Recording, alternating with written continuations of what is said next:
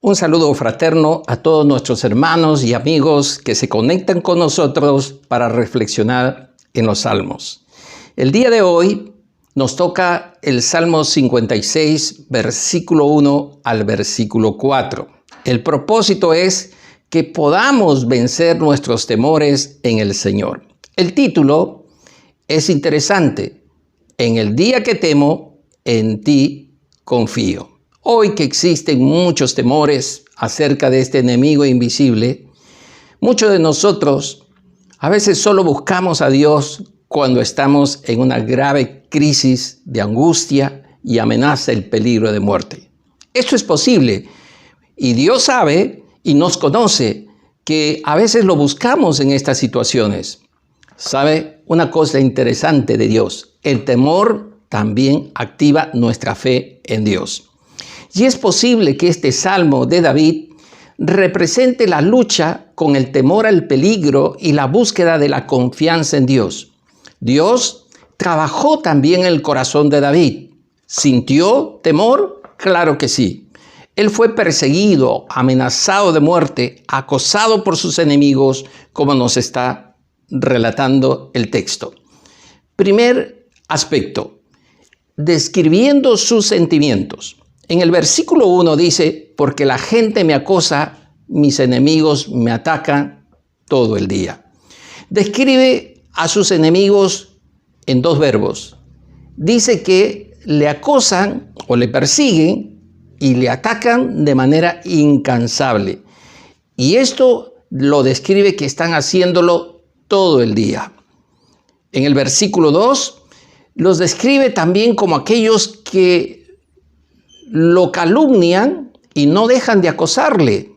Y él parece describir en ese texto también sus sentimientos, porque dice, y muchos me atacan descaradamente.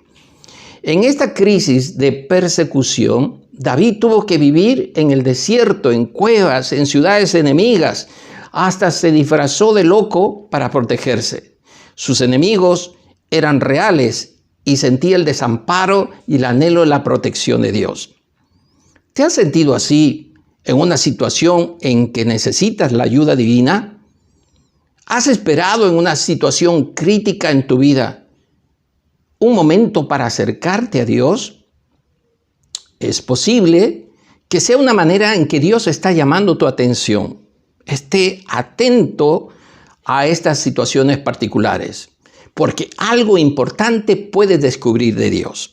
Y permíteme explicártelo. El segundo aspecto que hace notar este texto es que se destaca su descubrimiento.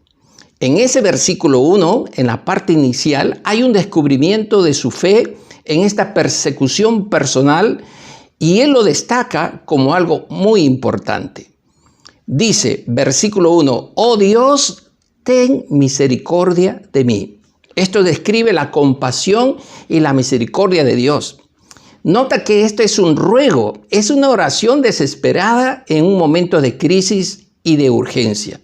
Y qué bueno es, mi amigo, saber que Dios aún nos escucha en estos momentos y que podemos poner nuestra fe en Él. Como lo dijo el profeta Jeremías en el capítulo 31, versículo 3. Con amor eterno te he amado, por lo tanto te prolongué mi misericordia. Esta es la misericordia que David está destacando. Pero el tercer aspecto, él describe su aprendizaje. Versículos 3 y 4 son declaraciones de su propio aprendizaje, de su vida de fe y victoria en el Señor en una situación crítica.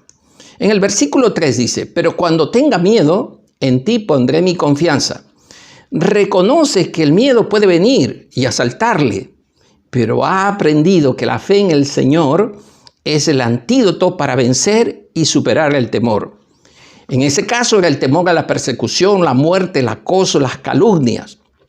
¿Qué acecha en tu corazón que te asalta el temor? Recuerda que el Señor, como dice David, es un misericordioso protector. En el versículo 4 dice, alabo a Dios por lo que ha prometido, en Dios confío. ¿Por qué habría de tener miedo? El salmista ha aprendido que puede confiar en tres cosas de Dios. Primero, Alaba a Dios por lo que ha prometido. Escúchame, eso tiene que ver con su palabra fiel y segura. Es la palabra que nunca cambia. Segundo, en este versículo 4 también hay una afirmación de fe. En Dios confío. Porque podemos crecer y afirmar nuestra confianza en Dios, aún en situaciones difíciles. Como dice el autor de Hebreos, que sin fe es imposible agradar a Dios. Hebreos 11:6. Y tercero, razona sus miedos. Qué importante es como él afirma su confianza en Dios y determina no seguir huyendo y escondiéndose. Entiende que Dios está a su lado y ahora conoce lo más grande de Dios, su misericordia. Por eso en el versículo 4 dice, ¿qué pueden hacerme unos simples mortales? Cuando estamos bajo la soberanía de Dios, recuerda que aún los hombres malos responderán al poder de Dios. Este versículo que siempre nos ha acompañado nos debe recordar quién es Dios. Si Dios es por nosotros, ¿quién contra nosotros? 3 motivos de oración.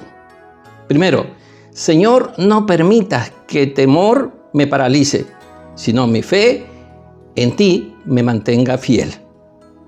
Segundo, Señor, te ruego que tu misericordia sea la causa de mi alabanza y confianza.